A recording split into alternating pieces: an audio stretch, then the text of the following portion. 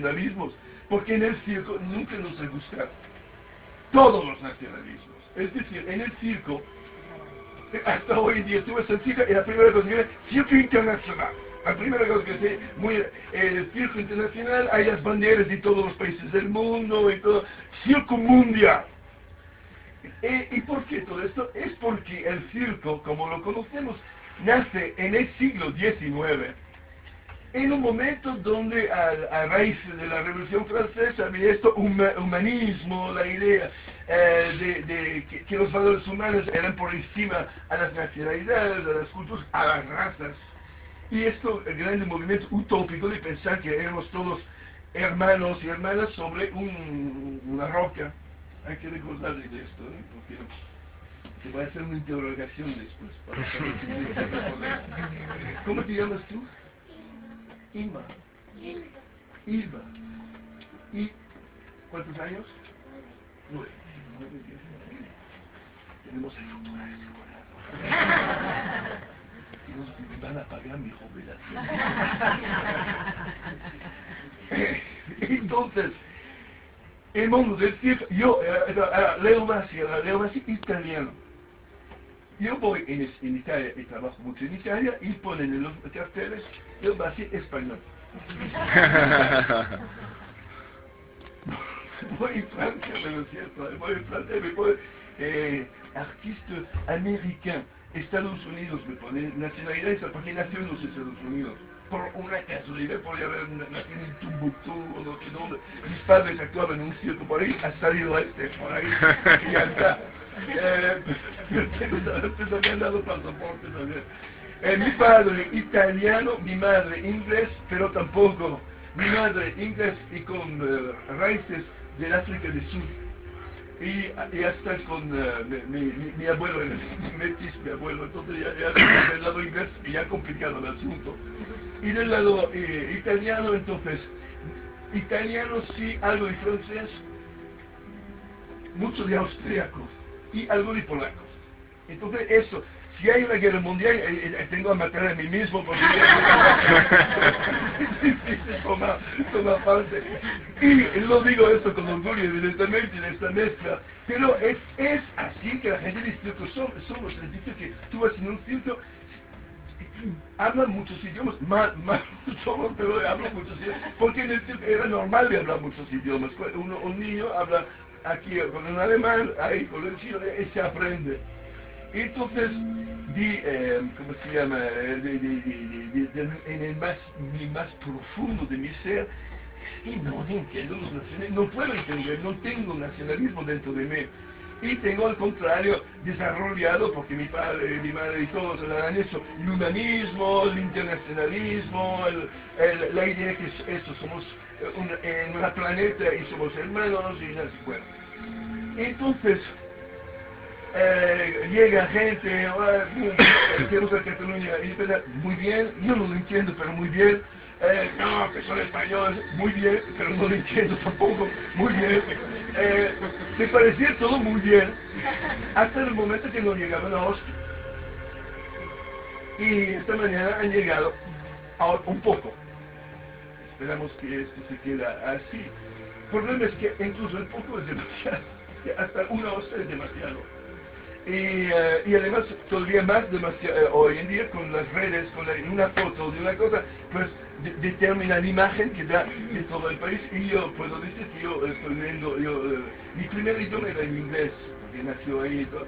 Entonces yo voy mirando The Guardian, New York Times y todo, y la verdad es que en español no sale muy bien esta mañana del asunto. Y pues es triste todo esto, porque que no es que en España o toda Europa tiene otros problemas, tenemos problemas de la hostia, de la corrupción, tenemos problemas de educación, hoy no, tenemos un millón de problemas de la polución, la polución puede ser en España, Cataluña, es la misma polución por todos, el aire es esta, y no tiene nacionalidad o bandera. He hecho un tuit esa mañana diciendo que al fin los únicos que han ganado de la historia son los chinos porque han vendido banderas a los dos lados. Los chinos. Usted tiene banderas a Cataluña, no, a ver. Se han forrado esta mañana. Y entonces todo esto es ¿qué hay que decir? Que son conflictos. Poneme una cosa todavía más dulce, mira, Debussy, porque para quitar la tensión del asunto.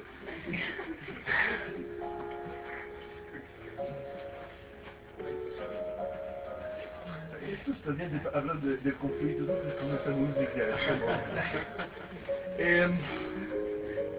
Trabajo mucho en Cataluña y nosotros cómicos estamos ahí frente a un público, hay 300, 500 personas delante de ti, tú pruebas los primeros 5 o 6 minutos, ves los chistes, cómo funciona la reacción de la gente, lo que hace reír o no, pues con esta sensibilidad de escuchar a la gente, muchísima gente en Cataluña tenía muy claro ese otro país, y no locos, la gente de todas las edades, etc. ¿Que era mayoritario? Pues no lo sé. He tenido gente a mi lado extraordinariamente nacionalista por la Cataluña, otras personas igual no se hablaba de esto. Pero la sensación es que hay mucha gente y de todas las edades, quizás más jóvenes que los mayores. ¿Por qué? Porque ha pasado una cosa que a lo mejor habría que decir. El Partido Popular hace 15, 20 años pactó con la Cataluña para mantenerse al poder y para mantenerse todos sus negocios corruptos.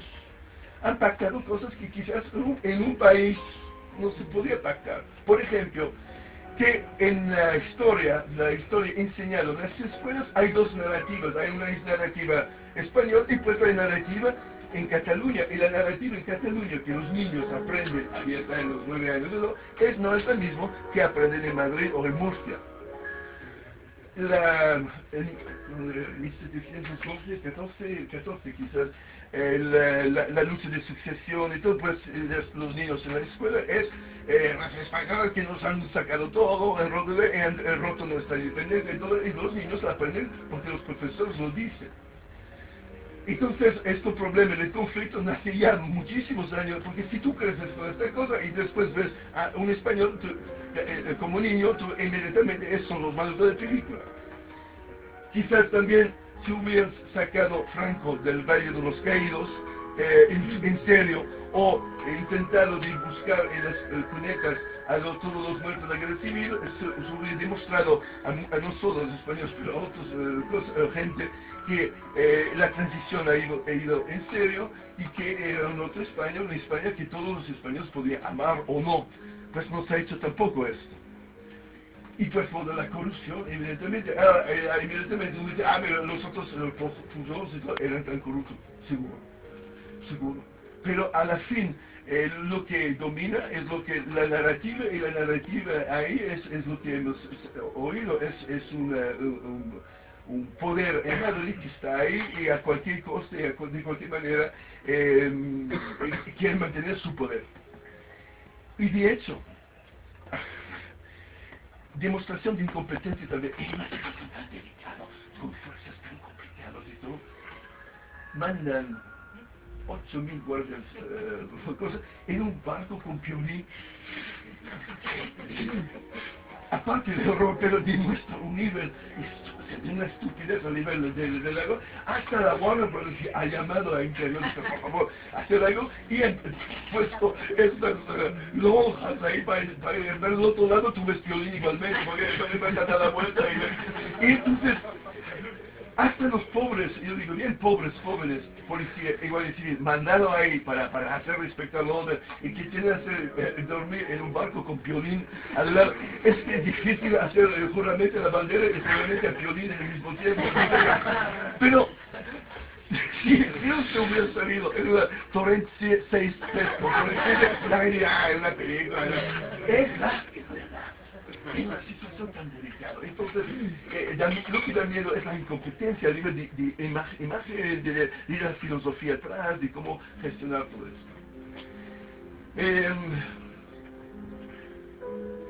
La única cosa que quizás se puede, la pequeña esperanza, es que los catalanes tienen como estrategia el martirio.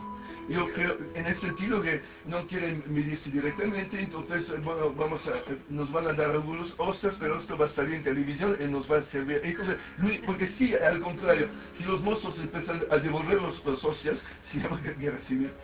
Entonces la única cosa es si tienen esta estrategia inteligente de mantenerse así y ser las víctimas de esto, podría, pero traslado a la cosa, evidentemente el día siguiente, mañana, ¿qué va a pasar? En una semana, ¿qué pasa? Hay necesariamente una respuesta política a esta historia. También lo que sale muy mal de la historia es Europa. Ahí escondidos, ahí en Bruselas, sin decir mucho, pero ni de un lado ni del otro. Algunas pequeñas declaraciones, pero pocos. Miedos, evidentemente.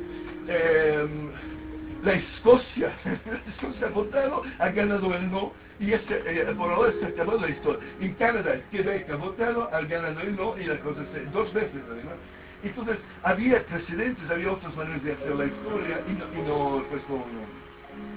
Entonces, eso, la única esperanza es que por razones estratégicas, quizás un pelín más listos los catalanes intentan destacarse de esta manera, pero no sé cómo va a acabar. La cosa seguro es que la única cosa que nuestro mirado en los países pueden hacer es mantener el buen humor, intentar reír de los dos lados y intentar recordar que el internacionalismo, incluso esto cuando decían la Europa se rompería si los países se rompen y se independizan del país. Pues no, es el contrario. Si los países más pequeños son, más Europa necesitarán para protegerse, para defenderse. Entonces, el Europa puede vivir muy bien con 150 pequeñas cosas, porque le dará mucho más fuerza a Bruselas. El problema es que Bruselas tendría que estar a la altura y no la veo tampoco a la altura. Todo esto para llegar a nuestro emperador Meiji. Ok.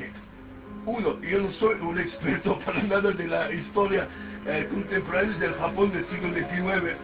Y por eso, si me estoy equivocando y alguien sabe más de ello, que puede intervenir. Y del otro lado, si tenéis teléfonos móviles, puedes mantener abierta Wikipedia.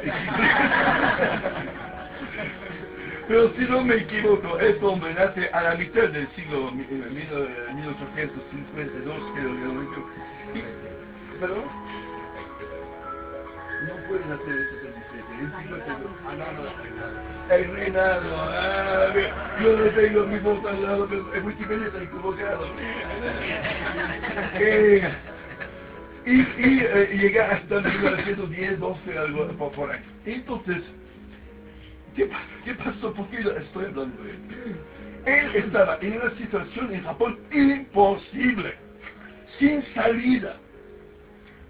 Y ahí encontró la manera de salir. ¿Cuál era la situación imposible? En el siglo XV o XVI, perdón, en el siglo XVI, principios XVII, llegaron en Japón los jesuitas para intentar proselitismo y cambiar a Japón a un reino católico. Entonces han tenido mucho éxito de los y han sacado en poco tiempo a los monasterios de los jesuitas a patar en el culo, y con la idea central es que en Japón no necesitaban lecciones de cultura, civilización o de religión de otros países, y menos todavía de invasores, y que ellos, entonces, que la única manera de hacerlo es volver sobre sus tradiciones, que la llegada de los jesuitas era porque habían ellos perdido la intensidad de su pasión por el Shinto y su religión. Entonces, se han cerrado sobre sí mismo durante 2 siglos o paso o más. Ningún extranjero tenía derecho de entrar. Tenía a mantener el orden de las tradiciones, de las convenciones, sin cambiar nada. Y de hacerlo con máxima intensidad. Y entonces un rey con un emperador nominal, unos señores de la guerra, shogun, aquí y allá, y manteniendo un Japón intenso, con sus valores del pasado, con su feudalismo y todo, y la cosa funcionaba. Me te estoy diciendo, mira, me estoy recordando una cosa. ¿A qué cosa nos recuerda esto? A la Corea del Norte. Yo mismo me abierto, es la misma cosa que están, ay, son locos. No, respetan la historia, su propia historia. En 1853 llega el Commodore Perry, un americano, almirante americano, con una flota, pidiendo al emperador de Japón de abrir al Japón al comercio exterior y a los misionarios. 200 años más tarde. El emperador dice, ya, no vamos a ver, y entonces lo que ha hecho el Commodore Perry ha disparado desde el mar, porque los americanos tenían 10, 12 buques, los más nuevos, a vapor, cuando entonces era todo a velas, con unos cañones así, más grandes que cualquier cañón, y han disparado con todo el palacio. El emperador de esta época se reúne todos sus generales y tal, y dice, ¿qué vamos a hacer contra ellos? Señor, nada. ¿Por qué? ¿Por qué no podemos hacer nada? No tenemos cañones para disparar con sus barcos porque están a 20 kilómetros y nuestros cañones van a 5 o 6 como mucho, están fuera de alcance. Que nos mandamos ahí gente para abordar, y los americanos ya tienen un sistema de protección y no nos va a dejar. Y entonces, ¿qué podemos hacer? Nada. Ya a este momento hay como una rendición. Los japoneses aceptan que entran unos negociantes, unos misionarios, haciéndolos listos, intentando vitorear todo sin dejar entrar muchos, entrando un poco. Pero la cosa ha ido de peor en peor porque han visto después los japoneses que con toda su tradición, el mundo conservador y la fuerza del mundo conservador no tenía la capacidad técnica de los blancos. Que los blancos con su sistema más abierto habían creado un material, una tecnología mucho superior al suyo. Y los japoneses, hablando entre ellos, han predigido que a cabo de una generación van a ser totalmente superados por estos blancos, estos europeos o americanos, porque ellos no tenían la competencia. Y entonces este emperador, que era el antes de dice, tenemos a tomar medidas, tenemos que cambiar algo, pero los conservadores dicen, no, vamos a seguir así, no podemos cambiar nada. Y entonces luchas interiores entre unos que quieren abrir a la América y tener técnicas modernas, y los otros diciendo, con nuestras técnicas antiguas y todo, vamos a derrotar a todos, como hemos hecho desde 200 años. Y hay tanta tensión que hubo una especie de guerra civil en Japón entre los que quieren abrir y los que quieren cerrar. Y llega a 14 o 15 años llega a ser emperador, lo han elegido a él porque era como el menos capaz de todos, el más pequeño, más joven, y entonces no molestaba la política de los grandes señores y tal. Por cierto, uno de los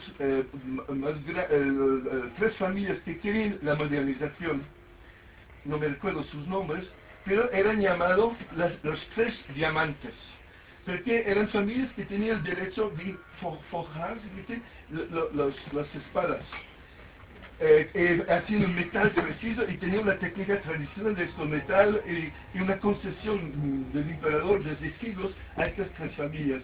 Las tres diamantes se llamaban las familias. ¿Y sabes cómo se dice esto en japonés? Mitsubishi. Los coches Mitsubishi, si tú ves adelante, los símbolos son tres los ángeles o diamantes que se tocan. Pues es bastante increíble pensar que este coche representa una tradición industrial del siglo XIV o XIII, 6 o 700 años de continuidad de fabricación de hierro.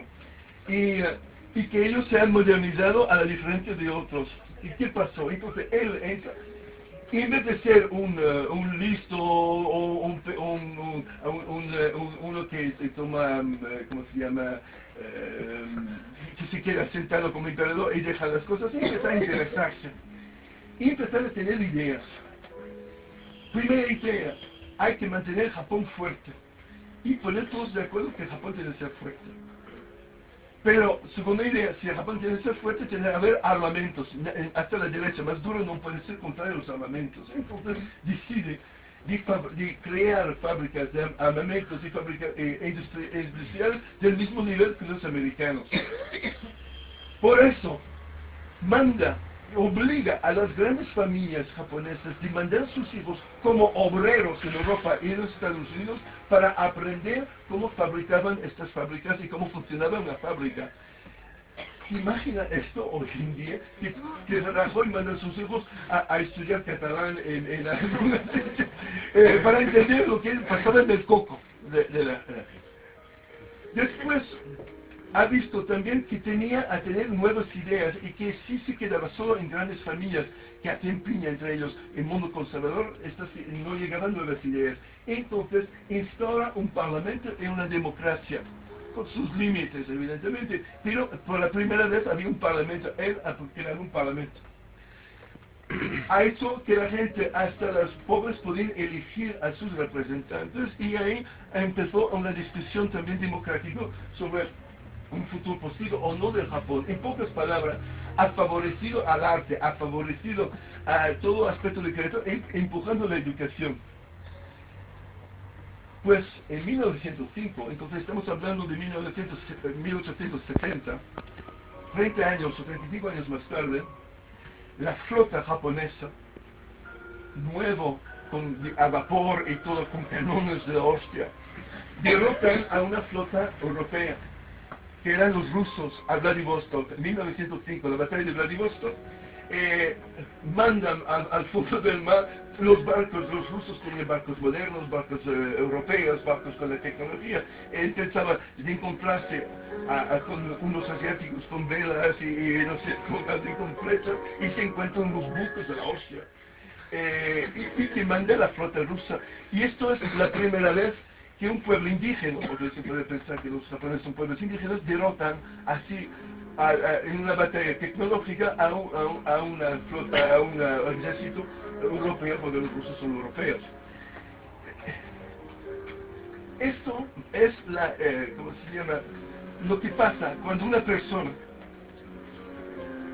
decide de enfrentarse con los problemas en vez de esconderse, de discutir con todos, porque él era escondido por haber discutido con todos. Él tenía muchos consejeros, quería saber. Historias también de él disfrazado y andando por las calles para escuchar a la gente hablar, para saber lo que pensaba del reino, lo que pensaba. Él no hacía declaraciones solo con el plasma, como algunos. Y entonces, solo esta mayor historia nos fue de la historia. Esta mañana en Wikipedia vuelvo a mirarlo. Y hostia, una cosa que había olvidado. Meiji no era su nombre. Meiji. En Japón, tradicionalmente, dan el nombre al emperador después de su muerte. Porque dicen que no es tan importante el apellido, el nombre de una persona de su vida, lo que es importante es, frente a la historia, cómo la gente se lo va a recordar. ¿Qué ha hecho de su vida? ¿Era bueno o malo? ¿Era inteligente o no? ¿Era cómo? Entonces, ¿qué significa Meiji? Traductor. ¿Sabes lo que significa? Ilustrado. El emperador ilustrado. Eso es como ha entrado en la historia del Japón, que después ha tenido otros problemas y otras cosas por adelante, pero en su periodo, en su mundo, considerado como el emperador ilustrado. Y su nombre era Mitsuhito, su nombre ha tenido honor, que todos han olvidado porque pues, se quedaron como el emperador Meiji. Hasta esta imagen es muy significativo. Después lo pueden ver vosotros en el lateral después. ¿Por qué es significativo? Pues es el primer emperador que está retratado no con un vestido, no con un kimono, y no con un vestido tradicional. Él tiene un vestido europeo del final del siglo XIX, tipo imperial y todo con sus cosas. Nosotros lo vemos como la historia, pero en su época era la modernidad más absoluta. Y me puedo imaginar que muchos de los conservadores en Japón se han enfadado a tope de ver a su emperador vestido como los invasores, como los blasfemos, los que eran contrario a los dioses japoneses, y él se pone así, y se pone así, eso, para demostrar de su voz que había que cambiar radicalmente la situación. Pequeño aprendizaje.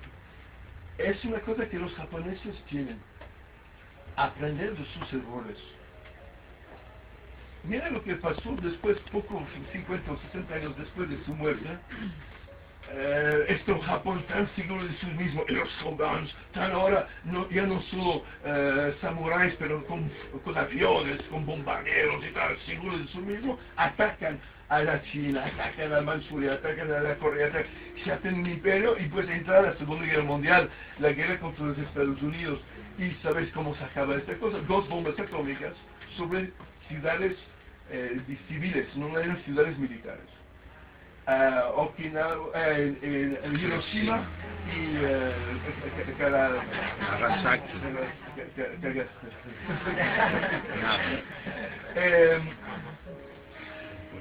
Pues ¿qué pasó?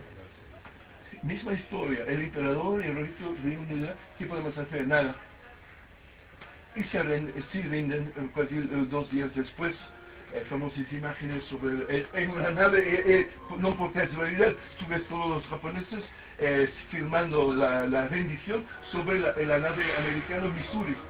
Los americanos recordándose del comandor Perry y haciendo de la misma manera firmar el pacto sobre un barco en el puerto de la misma manera que 100 años antes habían hecho. Los americanos se recuerdan también tener esto, y entonces en pocos años desvían todo este esfuerzo militar, la electrónica, la cosa, y Sony, el Japón como potencia industrial, en pocos años consiguen volver y salir de la historia. Yo era pequeño y pasó en Japón al final de los años 50. Y vendía radios en la calle, radios de plática, radios transistores, era para nosotros una novedad, de pensar que tú puedes escuchar una radio, no una cosa así con lámparas, pero una cosa pequeña así. Y lo vendía como se vende pan en la calle, los transistores. Y me recuerdo, Sony, el logo de esto, de la marca Sony, era Sony, era un pequeño japonés que hacía así a un americano. Sunny en inglés significa chiquito, chico, es despreciable, ¿cómo se llama? Es despectivo, diminutivo, es simpático, pero hey Sunny, come here, tú pequeño, viene aquí. Es lo que los soldados americanos llamaban a los japoneses, hey Sunny, ponen Sunny sobre el transistor y después ahora es Sony. Escrito con caracteres latinos, romanos, no por casualidad, es entonces el paso de ser víctimas y perdedores y aceptar, de rendirse, aceptar todo, dejar a los americanos entrar, pero a medio plazo y largo plazo para volver a conquistar en un nuevo mundo, pues los japoneses tienen esto, y el Meiji ha sido una encarnación. Entonces para él y para acabar esta misa hacemos un saludo católico, como he dicho. ¡Cuá, cuá, cuá, cuá!